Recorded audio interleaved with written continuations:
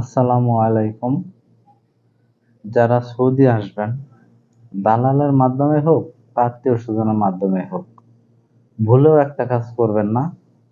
সেটা হচ্ছে 3 মাসের বা 6 মাসের আকামা যারা কন্টাক্ট করে, যে 3 মাসের আকামা দিব বা 6 মাসের আকামা দিব, ভুলেও কিন্তু আপনারা আসবেন না।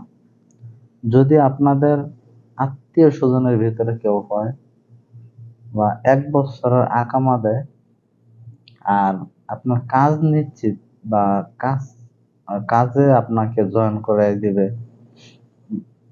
বা আপনাকে বিভিন্ন ধরনের সহযোগিতা করবে, তাহলে আসতে পারেন। তবে তারপর আমি মনে করি এই মুহূর্তে সৌদি আসা একবারে ঠিক না, কারণ সৌদির অবস্থা খুব করুণ। কারণ 3 মাস, আপনি যদি 3 মাসের আকামে আসেন, আপনি আসবেন, আপনাকে আকামা দিবে, আপনার কাজে যাইবেন। কাজে গেলে আপনার যে বিজ্ঞাপনগুলো থাকে সেখানে লেখা থাকে 3 মাসের মধ্যে স্যালারি দেওয়া হবে। তো 3 মাসের মধ্যে যদি স্যালারি দেওয়া হয়, আপনি যখন কাজে জয়েন করবেন, এই 3 মাস আপনি খাবেন কি? তখন আপনার অ্যাডভান্স নিতে হবে। অ্যাডভান্স আপনাকে সপ্তাহে 100 টাকা দিবে। তো 100 টাকা করে যদি দেয়, তো আপনার 2 মাসে যে অ্যাডভান্সটা নেবেন, দেখা গেছে 1 মাসে 400 করে নিলে 2 মাস 800 টাকা বা 3 মাসে 1200 টাকা। এরপর আপনার স্যালারি দেওয়ার পর থেকে কিন্তু আপনাকে আর অ্যাডভান্স দেবে না। তখন কিন্তু আপনার এই অ্যাডভান্সটা প্রথম মাসের বেতন থেকে কাইটা নেবে। তো সেই ক্ষেত্রে আপনার কিন্তু 4 মাস পর গিয়া যে স্যালারিটা পাবেন, ওইটা থেকে হয়তো কিছু টাকা রাখতে পারবেন। আর প্রথম মাসের বেতন ওইটা খাইতে, আবার অগ্রিম খাওয়ার জন্য রাখতে, ওটা শেষ হয়ে যাবে। অর্থাৎ আপনার 4 মাস পর টাকার মুখ দেখবেন।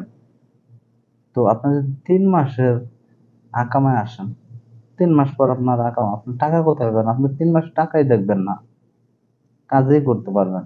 তারপরও কাজ মিলাটা, এটা হলো ভাগ্যের উপর নির্ভর করে। আর যদি 6 মাসের আসেন,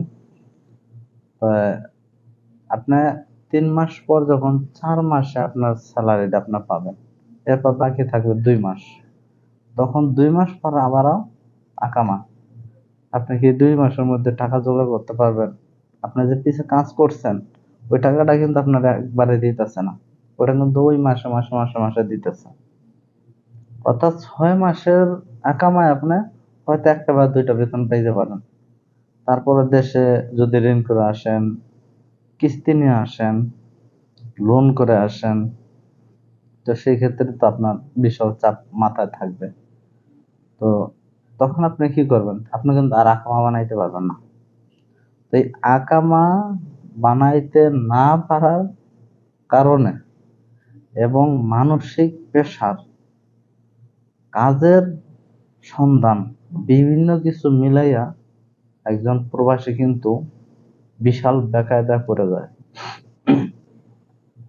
তো আমি এই কথা বলে এই জন্যই বললাম যে আমার এই ভিডিও শেষে একটা ভিডিও আমি অ্যাড করে দিই, আপনার ভিডিওটা দেখেন।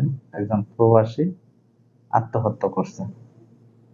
তো সেই ভিডিওটা দেখলে আমার এই কথার সাথে একদম হুবহু মিল পাবেন, যে তার আত্মহত্যার কারণ কি বা কেন করছে। তো এই জন্য ভিডিওটা সবার জন্য জরুরি। ভালো থাকবেন, অবশ্যই ভিডিওটা দেখবেন। সৌদি আরবের রিয়াদে গলায় ফাঁস দিয়ে আত্মহত্যা করেছেন লক্ষ্মীপুরের যুবক আব্দুর রহিম। 2 বছর আগে কাজের সন্ধানে সৌদি গেলেও দীর্ঘদিন আকামা ও বেতন ছাড়া মানবেতর জীবন কাটাচ্ছিলেন তিনি। চরম হতাশা ও মানসিক চাপে পড়ে আত্মহননের পথ বেছে নেন রহিম। অভিভাবকহীন রহিমের মৃত্যুর খবরে ভেঙে পড়েছেন তার 2 বোন। মরদেহ বৃহস্পতিবার দেশে পৌঁছাবে। বিস্তারিত দেখুন প্রতিবেদনে।